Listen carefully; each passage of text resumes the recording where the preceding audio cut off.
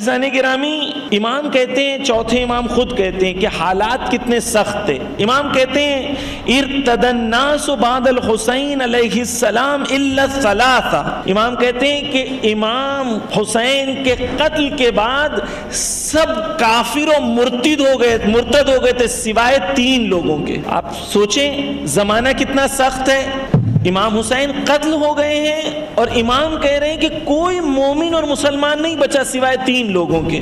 امام کی سختی کا احساس کریں، امام کس ماحول میں بھی بیان کروں گا، آپ کے سامنے واضح ہوگا کہ کیا حالات تھے، امام نے کتنی سختیاں جھیلی۔ ہم نے صرف شام تک سمجھا ہے، شام کے بعد کے واقعات بھی تو پڑھے سمجھے۔ عزیزان گرامی، امام کہتے ہیں ما بمکہ والمدینہ 20 رجولا یحبنا۔ امام کہتے ہیں مکہ اور مدینہ کو ملا کے کچھ عرصے کے بعد صرف 20 ہمارے چاہنے والے موجود تھے، یعنی امام موجود ہے لیکن مکہ اور مدینہ کو ملا کے امام کے چاہنے والے صرف 20 لوگ موجود ہوں۔ اب سنیں مکہ اور مدینہ کے حالات کیا ہیں، توجہ سے سنیے گا۔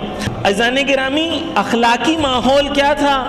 سنیں، اخلاقی ماحول یہ تھا کہ سن 80 سے 90 ہجری کے درمیان مکہ جہاں پر کعبہ تھا، جہاں اصحاب رہتے تھے، جہاں سے دین شروع ہوا، آپ جانتے ہیں مکہ کس چیز کے لیے مشہور ہو گیا تھا؟ مکہ مشہور ہو گیا تھا ان عورتوں کے لیے جو گانا گاتی تھیں۔ مکہ میں رات کو گانا گانے کی محفلیں مکہ اور مدینہ میں مشہور تھیں۔ یہ آپ سوچیں کہ کیا لیول پر آ گیا ہے مکہ اور مدینہ۔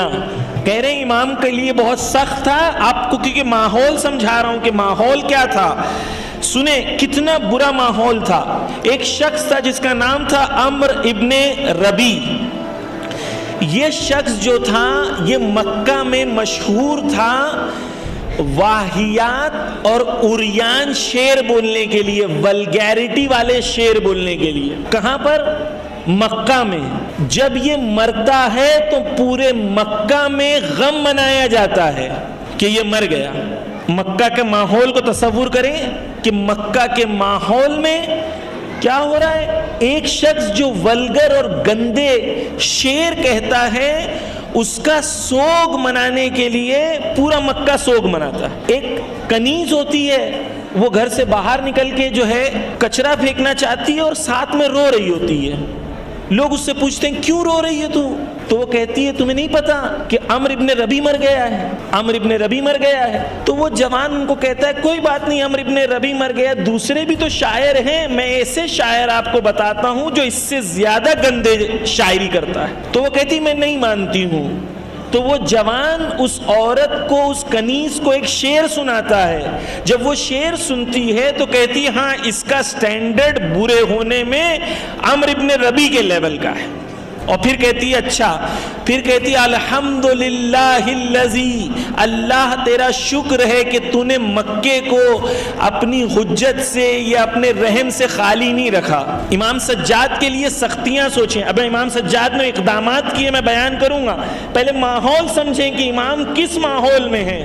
عزیزان گرامی، مکہ اور مدینہ کی راتیں مشہور تھیں جو آج ہمارے ہاں نائٹس ہوتی ہیں جہاں پر میوزک اور ڈانس ہوتا ہے، اس چیزوں کے لیے رسول اللہ نے جہاں سے دین کو پھیلایا تھا وہاں پر یہ مشہور ہو گیا تھا کہ ایسی راتیں ہوتی ہیں۔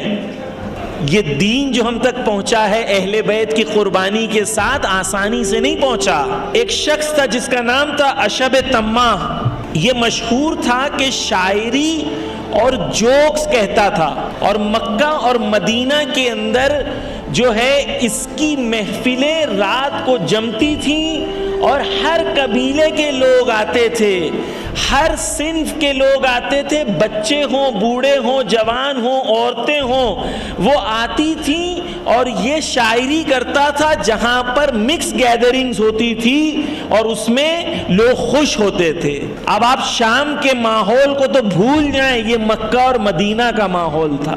اب سوچیں امام سجاد کے لیے کیا سختیاں تھیں۔ حارث ابن خالد مخزومی یہ مکہ کا گورنر تھا، یہ عائشہ ابن طلحہ سے محبت کرتا تھا. عائشہ ابن طلحہ کعبے کے اندر طواف کر رہی تھی. جب کعبے میں طواف کر رہی تھی تو اچانک اذان کا وقت ہو گیا. تو عائشہ بنت طلحہ نے کہا کہ اذان کو روک دیا جائے تاکہ میرا طواف پورا ہو سکے. تو حارث نے اذان کو رکوا دیا تاکہ عائشہ کا طواف پورا ہو سکے.